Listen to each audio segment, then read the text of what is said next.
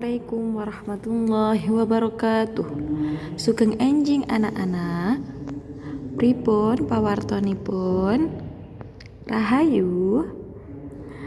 Bagaimana hari ini? Apakah anak-anak sudah siap untuk belajar bersama Ustazah Vivi? Ya, kalau sudah siap pasti anak-anak sudah mengambil buku tulis, alat tulisnya. Coba yang belum ambil buku tulis dan alat tulisnya, silakan diambil. Nanti ditulis yang penting yang tidak ada di slide ini bisa anak-anak tulis, bisa anak-anak catat di buku tulis, dan juga diambil buku paketnya. Sampun sarapan sedaya kan niki? Yang belum sarapan boleh belajar sambil sarapan, tapi harus fokus biar belajarnya semangat. Jangan lupa setiap hari itu selalu mandi pagi, sarapan, agar ketika anak-anak belajar itu bisa cepat paham dan juga anak-anak itu mendapat energi positif yang lebih banyak. Hari ini kita akan belajar pendidikan agama Islam tentang berwudu. Siapa yang sudah bisa wudu sendiri?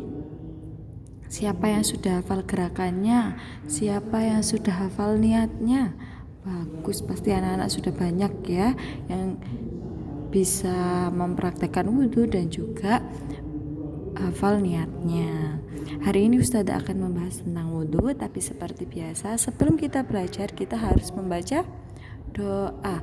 Sikap berdoa, tangan diangkat, kepala ditundukkan.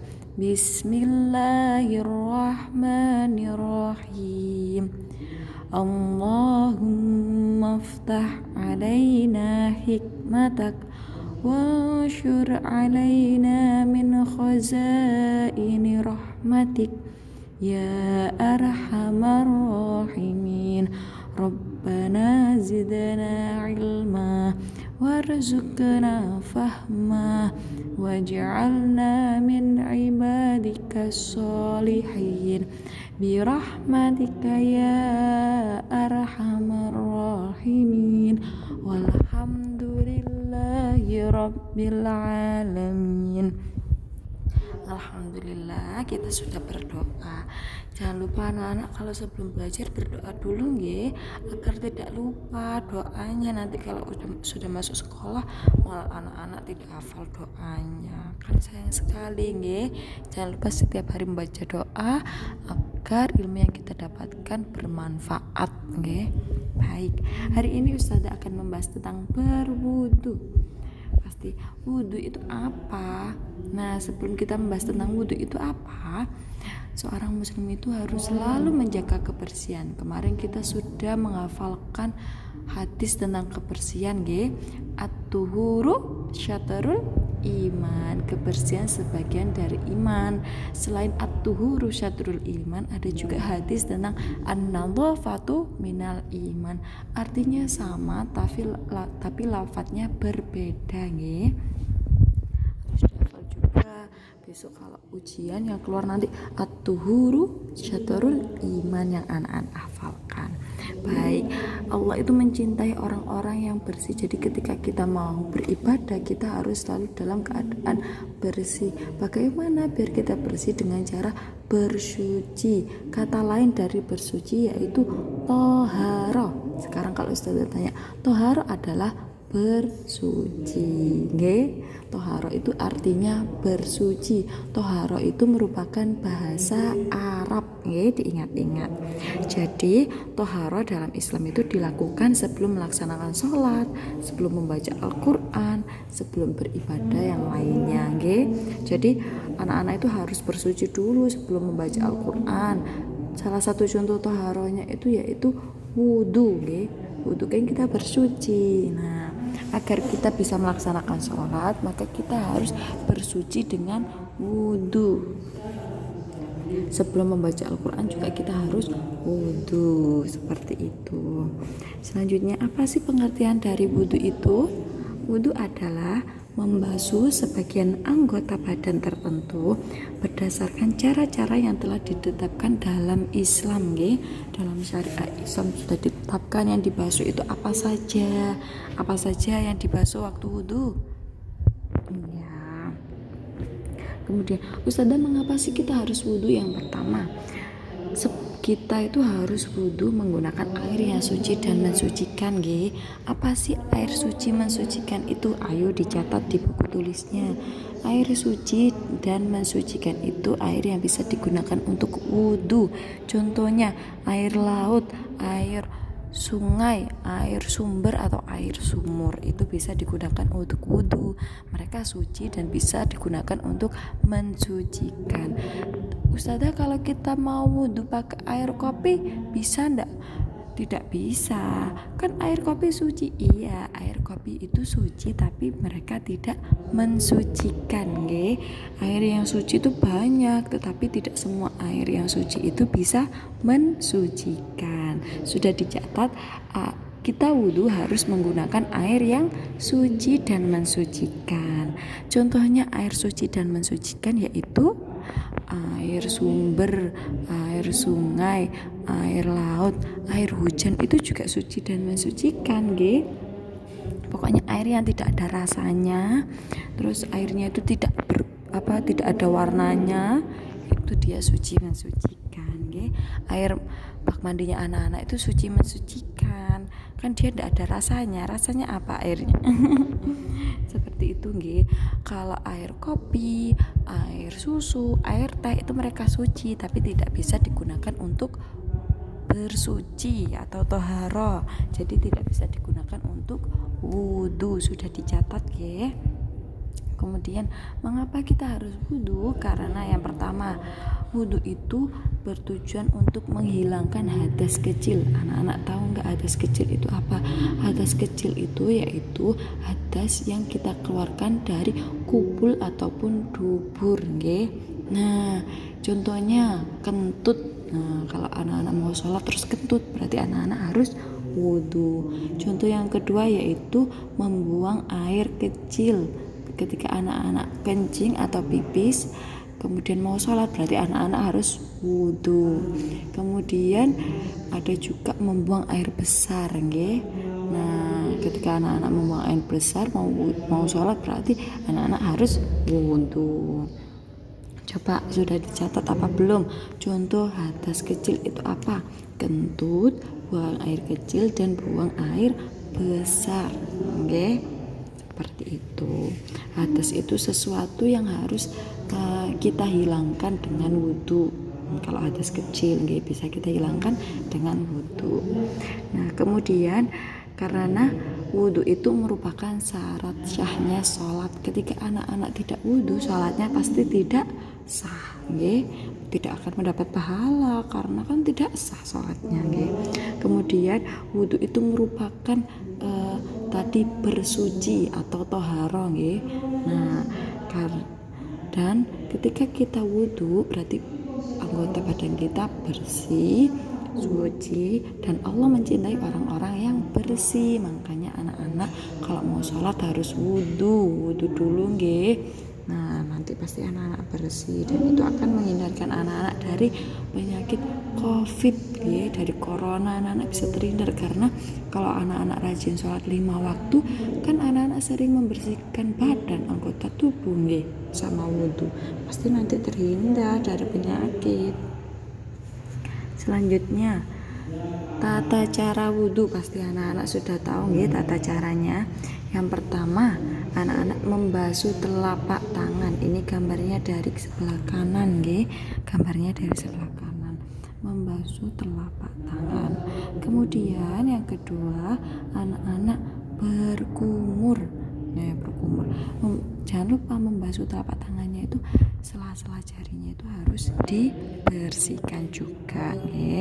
Nah, kemudian berkumur, dan yang ketiga membersihkan lubang hidung, dibersihkan sama jari-jari, atau kalau anak-anak bisa itu dimasukkan airnya ke hidung, disesep gitu, itu bisa. Kalau dihirup, setelah menghirup air dikeluarkan airnya yang dihirup dari hidung itu tadi.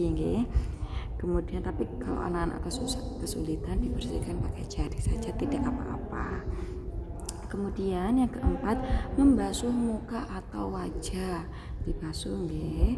Yang kelima, membasuh kedua tangan sampai siku. Dan yang keenam, mengusap sebagian kepala.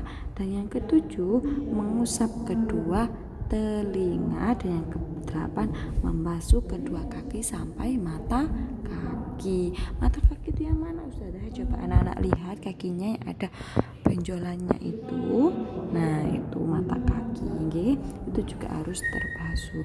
Jadi berbeda antara membasuh dan mengusap. Kalau membasuh itu airnya itu harus banyak atau airnya harus mengalir. Tapi kalau mengusap itu airnya tidak perlu mengalir. Yang penting tangannya anak-anak basah, terus anak-anak usapkan ke sebagian kepala atau ke telinga.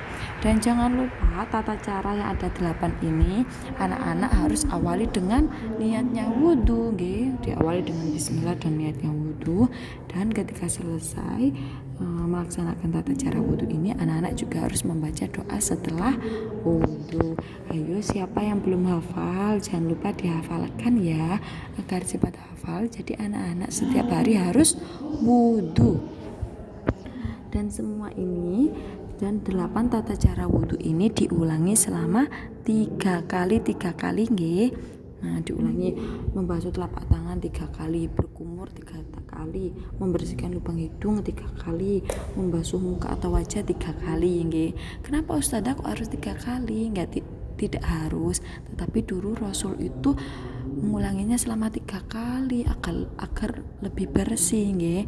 Dan kita akan mendapat pahala kalau kita mengulangi 3 kali nggih. Selanjutnya ada rukun wudhu. Yang pertama, rukun wudhu adalah niat. Yang kedua yaitu membasuh muka. Dan yang ketiga, membasuh kedua tangan sampai siku. Dan yang keempat, mengusap sebagian kepala. Kelima, membasuh kaki sampai mata kaki. Dan keenam, tertib. Nah, pasti anak-anak tanya, Ustazah bedanya tata cara sama rukun wudhu itu apa? Kan tadi sudah Ustazah jelaskan tata cara wudhu, kok sekarang ada rukun wudhu? Ya, kalau rukun itu yaitu sesuatu yang tidak boleh ditinggalkan saat wudhu. Ketika ketinggalan satu saja, maka wudhunya anak-anak tidak sah. Jadi anak-anak harus mengulanginya lagi. Jadi ini ada niat. Jadi anak-anak kalau wudhu itu harus niat, karena itu merupakan rukun wudhu. Rukun wudhu ada berapa anak-anak? Ada 6. Yang pertama adalah niat. Niatnya di dalam hati, diucapkan sama lisan juga tidak apa-apa kalau belajar. Tetapi kalau anak-anak sudah hafal niatnya, nah niatnya dari dalam hati nggih, agar lebih baik. Kemudian rukun wudhu yang kedua yaitu membasuh muka. Nah, tadi tata caranya kan yang pertama kita membasuh kedua tangan. Itu tidak pakai membasuh kedua tangan tidak apa-apa, karena itu bukan rukunnya wudhu. Tetapi kalau pakai membasuh kedua tangan itu lebih bagus. Seperti itu nggih. Jadi rukunnya wudhu itu ada 6. Yang pertama niat, yang kedua membasuh muka, dan yang ketiga membasuh kedua tangan sampai siku, keempat mengusap sebagian kepala, kelima membasuh kaki sampai mata kaki, dan yang keenam tertib. Jadi anak-anak harus tertib. Habis niat itu membasuh muka, jangan habis niat terus langsung membasuh kaki, itu tidak boleh, harus berurutan nggih. Seperti itu. Jadi rukun itu apa? Rukun itu suatu perbuatan yang harus kita lakukan. Jika kita tidak lakukan maka tidak akan sah. Nah, kemudian niat dan doa. Niatnya wudhu apa anak-anak? Apakah sudah hafal? Ya, yang sudah hafal mari kita, baik yang sudah hafal maupun yang belum hafal, mari kita melafalkan bersama-sama. Bismillahirrahmanirrahim. Nawaitul wudu'a li raf'il hadasil asghari fardhol lillahi ta'ala. Artinya, saya berwudu untuk menghilangkan hadas kecil fardu karena Allah Ta'ala. Diingat-ingat nggih, besok PAS keluar loh niki. Nah, Kemudian setelah anak-anak berwudu, anak-anak juga harus membaca doa. Doanya adalah asyhadu alla ilaha illallah wahdahu la syarikalah wa asyhadu anna muhammadan abduhu wa rasuluh. Allahumma ij'alni minat tawwabina waj'alni minal mutatahhirina waj'alni min ibadika sholihin. Ini ibadika nggih, Ustazah keliru tadi memberikan harokat. Yang betul ibadika sholihin. Artinya aku bersaksi bahwa tiada Tuhan selain Allah yang Maha Esa dan tiada sekutu baginya, dan aku bersaksi bahwa Nabi Muhammad adalah hamba dan utusannya. Ya Allah, jadikanlah aku ini termasuk hamba-hambamu yang ahli bertaubat dan ahli kesucian, dan jadikanlah aku termasuk hamba-hamba yang soleh. Jangan lupa dihafalkan dan jangan lupa setelah wudhu dibaca, seperti itu. Karena nanti kalau PAS keluar bagaimana? Nanti anak-anak tidak bisa menjawab. Selanjutnya, tadi kita sudah belajar pengertiannya wudhu, mengapa kita harus wudhu, kita sudah belajar tentang tata caranya, belajar tentang rukun dan niat, serta doa setelah wudhu. Nah, sekarang Ustazah membahas tentang batalnya wudhu. Yang menyebabkan anak-anak batal wudhu yang pertama yaitu keluarnya sesuatu dari kubul dan dubur. Apa sih Ustazah kubul itu? Kubul itu kalau perempuan dinamakan vagina, kalau laki-laki dinamakan penis. Nah, itu tempat keluarnya anak-anak ketika membuang air kecil, nggih. Kalau dubur itu anusnya anak-anak, nggih. Nah, itu biasanya tempat untuk anak-anak membuang air besar atau membuang kentut, keluarnya dari situ. Jadi ketika anak-anak kentut atau anak-anak pipis atau anak-anak membuang air besar, itu akan membatalkan wudhu. Jadi anak-anak harus wudhu setelah melakukan itu tadi, karena anak-anak sedang berhadas. Ingat hadas kecil itu yaitu sesuatu yang keluar dari kubul dan dubur. Kemudian ada hilangnya akal. Seperti hilangnya akal bagaimana Ustazah? Misalkan orang yang mabuk atau orang yang pingsan. Anak-anak pernah pingsan apa tidak? Atau orang gila. Mabuk itu gak boleh, haram kita meminum homer itu, tidak boleh, jangan minum ketika anak-anak pingsan. Nah, mau sholat itu anak-anak harus wudhu ketika habis pingsan, atau orang gila. Kemudian dan kesadaran, yang hilang akal dan kesadarannya. Contoh Ustazah yang hilang kesadarannya seperti apa? Seperti orang yang terkena penyakit ayan. Apa Ustazah penyakit ayan itu? Orang yang kejang-kejang gitu, nak, biasanya kejang-kejang sendiri badannya itu. Setelah kejang-kejang, ketika anak-anak sembuh dari kejang itu tadi, anak-anak harus wudhu. Semoga kita selalu diberi kesehatan, sehingga tidak pingsan, tidak terkena penyakit ayan. Kemudian yang membatalkan wudhu yang ketiga yaitu bersentuhan kulit yang bukan mahram. Maksudnya apa Ustazah? Yaitu bersentuhan kulit antara lelaki dan perempuan. Tidak boleh. Kalau tidak sengaja Ustazah, ya anak-anak tetap wudhu, kalau tidak sengaja kan tidak mahram. Yang dinamakan mahram itu siapa Ustazah? Mahramnya anak-anak yaitu ayah atau ibu, orang tua, dan saudara kandungnya anak-anak. Itu mahramnya anak-anak, Selain kedua orang tua dan saudara kandung, itu ketika anak-anak bersentuhan dengan lawan jenis, itu baik sengaja ataupun tidak akan membatalkan wudhu. Sudah dicatat mahram itu siapa? Mahram adalah kedua orang tua dan saudara kandung. Selanjutnya yang keempat yang menyebabkan batalnya wudhu yaitu menyentuh kemaluan dengan telapak tangan. Ketika anak-anak sudah wudhu, tiba-tiba anak menyentuh kemaluan dengan telapak tangan. Telapak tangan itu yang mana? Yang di dalam niku, yang warna putih niku, yang ada garis-garisnya, itu namanya telapak tangan. Jadi ketika anak-anak memegang kemaluannya anak-anak, kalau yang perempuan vagina, kalau laki-laki penis, atau juga anak-anak menyentuh anus juga, itu akan menyebabkan batalnya wudhu. Dan yang terakhir, yang kelima yang menyebabkan batalnya wudhu adalah tidur terlentang. Ketika anak-anak menunggu jamaah terus anak-anak terlentang, niatnya menunggu imamnya, anak-anak ketiduran, itu menyebabkan batalnya wudhu. Atau ketika anak-anak mengantuk sekali waktu mau jamaah subuh di masjid, anak-anak duduk, duduknya anak-anak itu gak sengaja ketiduran dan mengubah posisi yang aslinya duduknya tegap menjadi duduknya miring. Nah, sehingga bokongnya itu terangkat seperti itu akan menyebabkan batalnya wudhu seperti itu. Dari sini sudah paham guys, sudah dicatat semua tadi yang Ustazah jelaskan. Baik, kita akhiri pembelajaran hari ini dengan mengucapkan hamdalah, alhamdulillahi rabbil alamin. Doa kafaratul majlis, subhanakallahumma wa bihamdika asyhadu alla ilaha illa anta astaghfiruka wa atubu ilaik. Wassalamualaikum warahmatullahi wabarakatuh.